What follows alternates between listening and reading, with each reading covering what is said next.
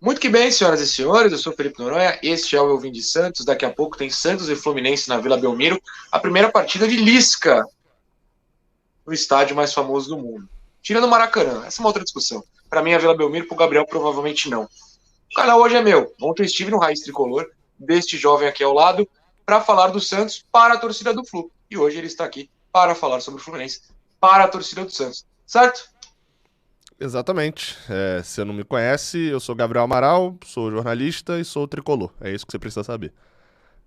O link do canal estará aqui na descrição. O Gabriel já apareceu aqui diversas vezes e todas as vezes eu espero que ele tenha ganho muitos inscritos aqui do 20 Santos, porque os torcedores do Flu sempre vêm para o 20 Santos depois que eu apareço lá. Então retribuam essa gentileza, por favor. Santos e Flu, vocês sabem que eu não costumo fazer pré-jogo aqui, mas é legal fazer porque eu vou com a cara do Gabriel, o que é raro, e com a cara das pessoas. Dois, especificamente nessa segunda, uma pessoa, entre as duas que eu vou citar, não vai visitar, pelo menos não estará no banco. Mas é quem organiza o time. E a outra é um ex-jogador nosso, que a gente não vai muito com a cara, mas está jogando bem lá. Então eu quero falar sobre Fernando Diniz e sobre Paulo Henrique Lima, o Ganso, já diria Milton Leite nos bons tempos. Gabriel, esses dois homens que não deixaram saudades no Santista, quer dizer, um até deixou, a gente sente saudade do auge do Ganso até hoje, tem brilhado no Flu. Vamos começar com o Diniz. Por quê? É só porque eu ziquei quando você me convidou para falar dele no Raiz Tricolor, assim que foi contratado. Eu falei, foi péssimo aqui, ele tá brilhando, é só por isso? Cara, eu tô numa análise de Fernando Diniz aí já há um tempinho, porque quando ele. Eu participei ele da apuração, né, de quando ele veio pro Fluminense. E eu fiquei muito nessa, tipo assim, pô, qual o sentimento que eu tô sentindo aqui agora? Eu tô feliz porque o Fluminense vai voltar a jogar bola, vai voltar a ser ofensivo. E eu usei isso como exemplo quando você foi lá no canal e você falou, meteu o Malin Diniz. Eu falei, galera, entendo, tricolores, entendo uma coisa. Pro Santos, o Santos é um dos times que mais experimentou em relação a treinador nos últimos anos. Treinador estrangeiro lá é normal. E pra gente aqui isso é algo que a gente pede há um tempão. Então o Diniz no Santos, ele vai ter que produzir muito mais. Ele não ganha a torcida tão fácil igual ele ganhou a gente em 2019. Então tem essa diferença. E aí, depois foi passando o tempo, o que tem de diferente nele hoje? Ele evoluiu. E a gente aqui sempre compara. Porque a tendência de vocês é comparar com 2021, início de 2021, né? Que foi quando ele foi pro Santos. Foi início de 21, né? Isso, Isso. foi início de 21. A gente compara muito aqui com o início de 19, que foi quando ele treinou a gente. Ele evoluiu, ele aprendeu ali, de certa forma, a não tomar tanto contra-ataque.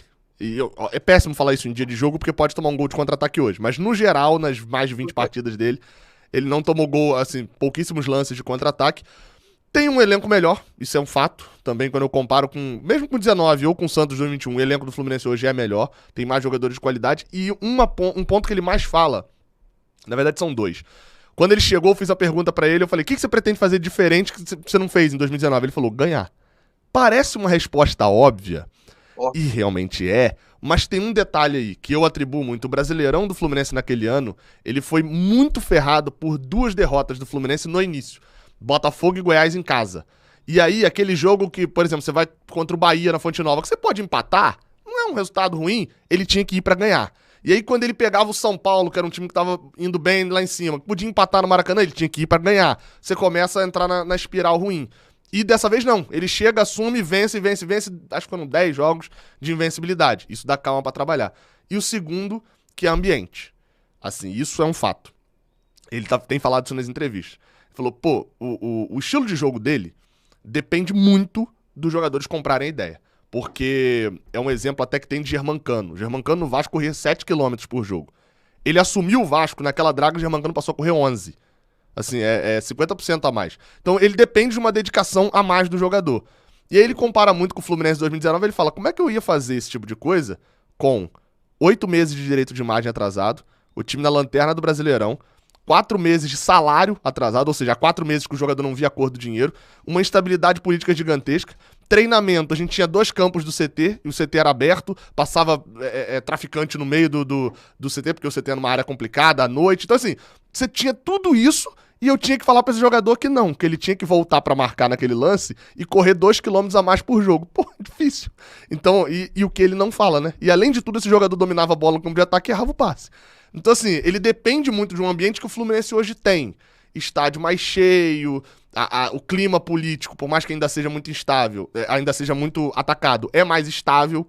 Então, ele consegue salário em dia, uma estrutura legal e tal.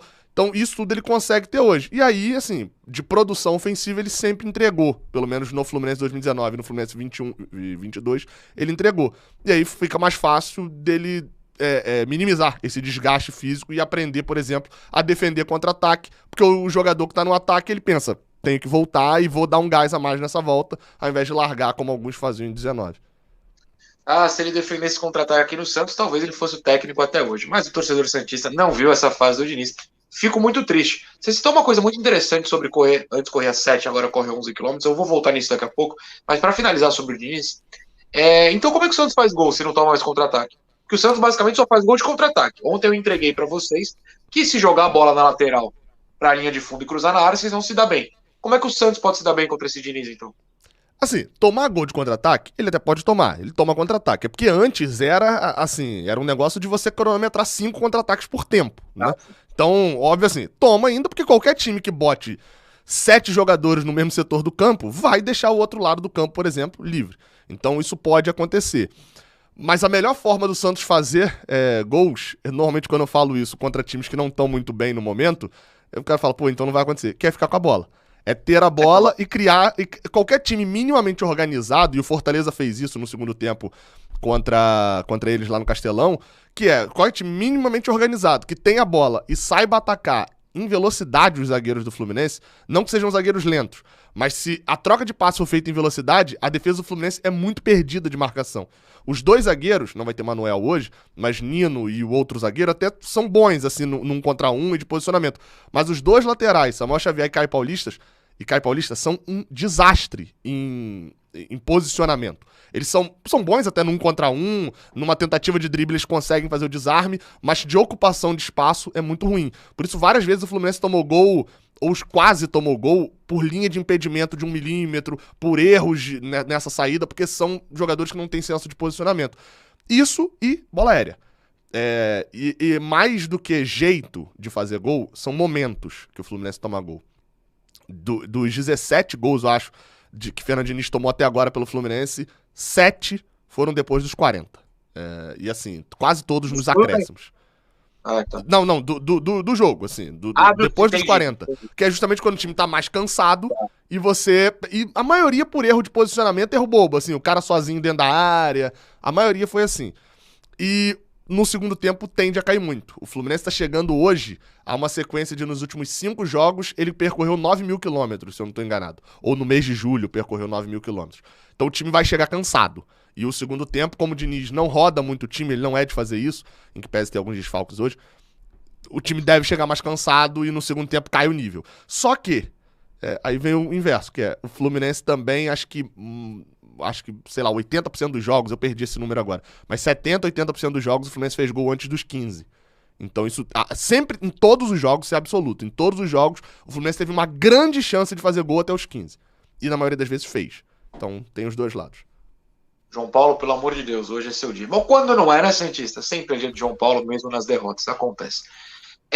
O segundo, aliás, você falou do cansaço, até brinquei ontem no seu, eu repito aqui, o Ângelo deve ser banco, para quem não vê a escalação do Santos, deve jogar nas pontas Lucas Braga e Léo Batistão, que para mim é um erro, essa é uma outra discussão, mas quem sabe o Ângelo não entre no segundo tempo, encontre um Flu cansado, laterais como o Caio, um pouco mal posicionados e consiga deitar para cima deles. A gente tem que se apegar às pequenas possibilidades. Agora, a segunda questão é sobre o Paulo Henrique Lima, o Ganso, que estava para vir para o Santos, iria vir para o Santos, vazou a informação, então a diretoria meio que, vamos falar o português, claro, tremeu para a torcida que não queria. Ia bancar, não conseguiu. Isso, claro, quando o Diniz estava na Vila Belmiro. Agora, você falou, foi do Cano, se eu não me engano, se não foi do Cano, você até me corrige. Corria menos quilômetros, hoje está correndo 11 quilômetros, foi o Cano. O Ganso corre, ele está correndo mais quilômetros, porque ele está jogando bem. O Ganso, para quem não sabe, entrou na seleção do primeiro turno de vários jornalistas, analistas por aí. Merecido? Por quê? O que mudou na vida do Ganso recentemente? Ganso não é Fernando Diniz dessa vez, não é Fernando Diniz que ressuscita. Apesar de quando ele chegou, ele falou isso. Ainda bem que o Santos não quis aceitar, porque aí agora eu posso usá-lo quando eu tô aqui. Ganso é Abel Braga. Abel Braga ressuscita, ele começa o ano reserva, do time reserva, e aos poucos ali ele vira titular na final do Carioca, joga muito assim, roda a bola de uma maneira que o Flamengo entrou na roda do Fluminense, aquelas aproximações. Sim, isso, e aquilo lá era a primeira ou segunda partida dele com o time titular, porque ele acabou ganhando mais notoriedade, porque no Carioca o Fluminense usou boa parte o reserva, e aí no time reserva jogava num 4-4-2 com aproximação, já tinha Nonato, já tinha John Arias, boa parte do time que é titular hoje era o time reserva no Carioca, e aos poucos foi mudando. Quando o Diniz chega, ele sobe um nível. Quando você pergunta de Ganso tá correndo, Ganso corre, e ele sai em todos os jogos. Eu até fui abrir aqui e realmente ele joga 25 minutos, é o máximo ali dele no segundo tempo. Todos os jogos ele tem saído com 15, com 10, com 20, porque é até onde ele aguenta rendendo um nível alto. E em parte é isso também que causa o Fluminense cair de produção no segundo tempo. Ele tem corrido, mas é engraçado, os números dele agora são melhores ofensivamente. Em 2019, quem gostava do Ganso tinha que ficar justificando bem assim, poxa, mas olha quantos desarmes ele faz. E realmente era, ele foi primeiro ou segundo em número de desarmes no Brasileirão 2019 do Fluminense. É um negócio que pouca gente percebe e sabe, mas ele sempre teve números bons. Porque ele é inteligente pra desarmar, ao invés de correr atrás do cara e tentar dar o carrinho, alguma coisa. Ele consegue desarmar rápido. Dessa vez ele tá com números bons ofensivos. Assistência, coisa que ele não vinha fazendo. Ele chegou a fazer 4 gols em 4 jogos, uma sequência. Enfim, então ele tem produzido isso. Nos últimos dias, assim, semanas, ele tá caindo um pouco de produção por causa desse cansaço mesmo. Vai exigindo, e todos os jogadores do Fluminense têm caído de produção no segundo tempo. Só que como ele joga menos o segundo tempo, então não tem sido um drama tão grande assim, não. Mas eu não acho que era pra seleção do campeonato, no primeiro turno, não. Mas se é tipo All-Star Game, monta 2 times ali, ele entraria no time reserva. Tudo bem. Diniz e Ganso, 2 assuntos que o Santista ama odiar, essa é a verdade, por isso que trouxemos esses 2 tópicos hoje. Gabriel, como eu falei, é muito importante que o Santista retribua o carinho que os torcedores do Flu tiveram ontem comigo, vários seguidores, novos inscritos. Então, faça você a sua propaganda final para o Santista retribuir e se inscrever no Raiz, por favor. Raiz Tricolor. Pesquisa aí talvez o seu algoritmo de São Paulo, talvez leve pra algum lugar de São Paulo, tá? Deve ter algum blog de São Paulo, alguma coisa seja isso.